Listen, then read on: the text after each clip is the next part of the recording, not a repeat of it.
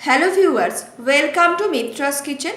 ক্রিসমাসের প্রাককালে soft fluffy chocolate কেকের রেসিপি নিয়ে হাজির আমি আপনাদের সামনে। তাহলে দেখে নিই এই চকলেট কেক বানাতে কি কি ইনগ্রিডিয়েন্টস লাগবে।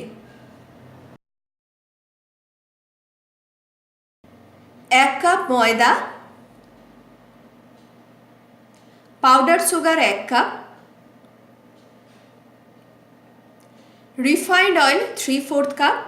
রিফাইন্ড অয়েলের বদলে মেল্টেড বাটার ইউজ করা যেতে পারে, তবে সেক্ষেত্রে পরিমাণটা কিন্তু 3/4 কাপই থাকবে বাটারের। বাটারটাকে মেল্ট অবশ্যই করতে হবে। আর নিয়েছি নর্মাল টেম্পারেচারের 3টে ডিম, 1 পিঞ্চ লবণ, vanilla essence 1 teaspoon, baking powder 1 teaspoon, cocoa powder 3 teaspoon,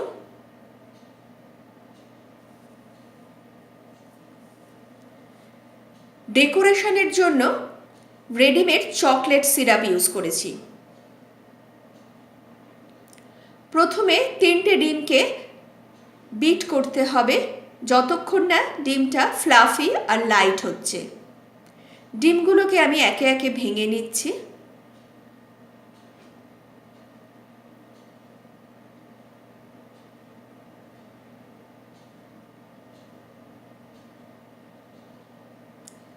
এখন এগুলোকে বিট করব।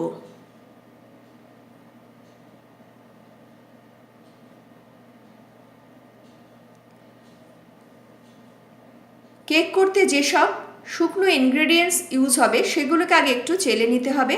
প্রথমে আমি ময়দাটাকে চেলে নিচ্ছি। এর মধ্যে কোনো দলা বা দানা থাকা চলবে না, তাহলে কেকের ফ্লাফিনেস অনেকটাই নষ্ট হয়ে যাবে। এখন দিলাম powder sugar,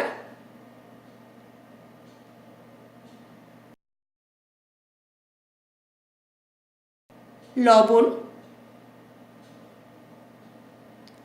baking powder 1 teaspoon পরিমাণে আমি দিচ্ছি,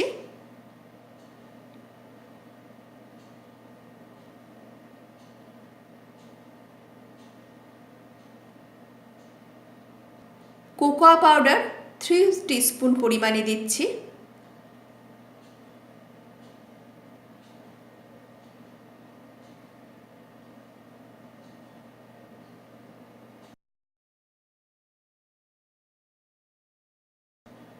এবার সবগুলোকে ভালো করে চেলে নেব।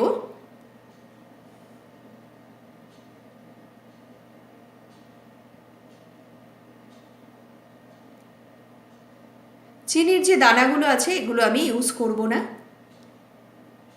এবার শুকনো ইনগ্রেডিয়েন্টসগুলোকে ভালো করে একটু মিশিয়ে নিচ্ছি।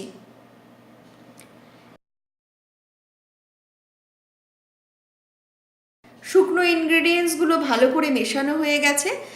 এখন একে একে দিয়ে দিচ্ছি ভ্যানিলা এসেন্স,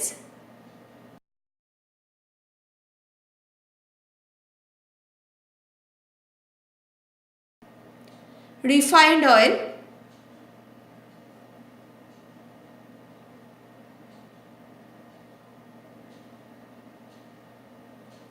ফ্যাটানো ডিম,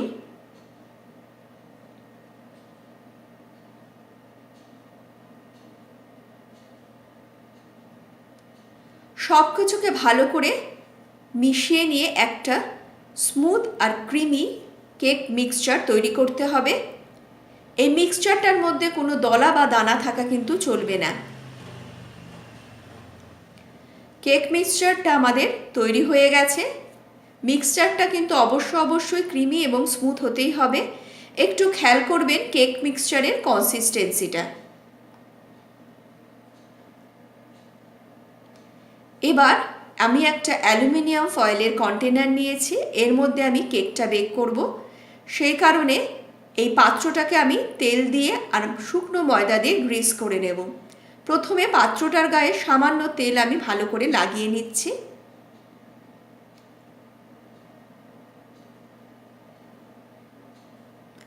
এখন দিচ্ছি শুকনো ময়দা।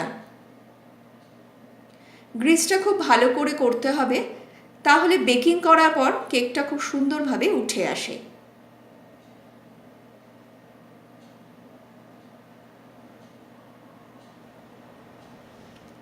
ইনগ্রেডিয়েন্টস ডিটেলস ভিডিওর নিচে ডেসক্রিপশন বক্সে আপনারা পেয়ে যাবেন। আমার চ্যানেলে বিভিন্ন ধরনের কেকের রেসিপি আপলোড করা আছে, লিঙ্কগুলো ডেসক্রিপশন বক্সে পেয়ে যাবেন। পাত্রটা গ্রিস করা হয়ে গেছে। এখন কেক মিক্সচারটা আমি এর মধ্যে ঢেলে দেব। মিক্সচারটাকে সমানভাবে স্প্রেড করতে হবে।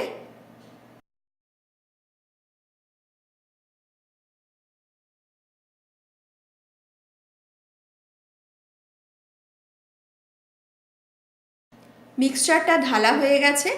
এখন এটাকে সামান্য একটু ট্যাপ করে নিচ্ছি যাতে চারিদিকে মিক্সচারটা সমানভাবে স্প্রেড করে।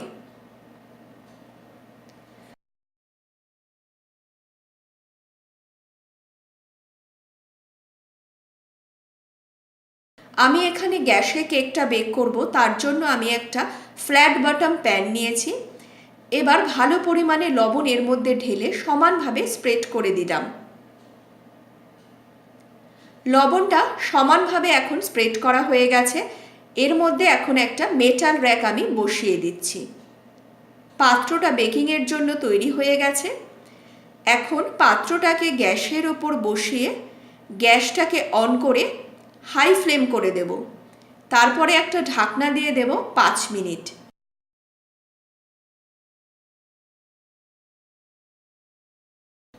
পাঁচ মিনিট হয়ে গেছে। এখন গ্যাসের ফ্লেমটা একেবারে লো করে দেব।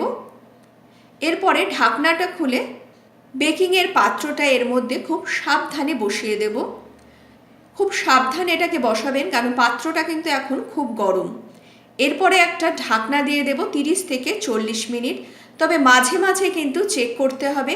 আমি 20 মিনিট পর এটাকে চেক করছি।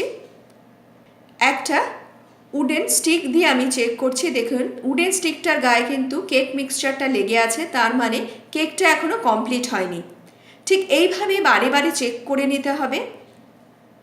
আমি মাঝে মাঝে এইভাবে চেক করে নিয়েছি। প্রায় 35 থেকে 40 মিনিট পর আমি আবার চেক করছি। দেখুন উডেন স্টিকটার গায়ে কিন্তু কোনো কেক মিক্সচার লেগে নেই। এই মুহূর্তে যদি উডেন স্টিকের গায়ে কেক মিক্সচার লেগে থাকে তাহলে আর একটু এটাকে বেক করতে হবে। এখন এটাকে আমি পাত্রটা থেকে তুলে ঠান্ডা হওয়ার জন্য রেখে দেব। তারপরে এটাকে ডিমোল্ড করব।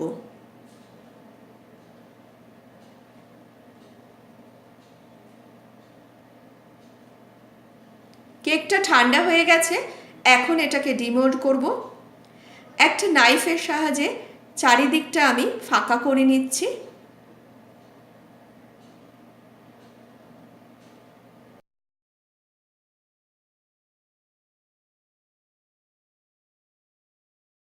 এরপরে পিস পিস করে কেটে নেব। এখন এটাকে পিস পিস করে কেটে নিচ্ছি।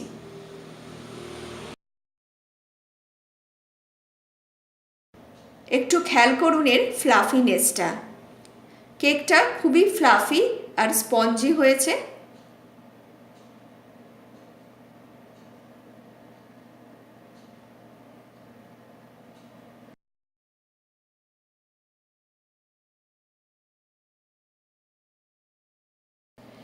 এবার কেকটাকে পিস পিস করে আমি পরিবেশন করব।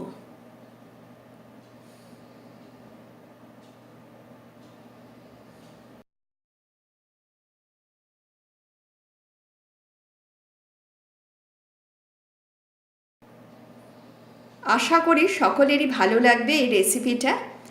আমি এখানে চকলেট সিরাপ ছড়িয়ে এটাকে পরিবেশন করেছি।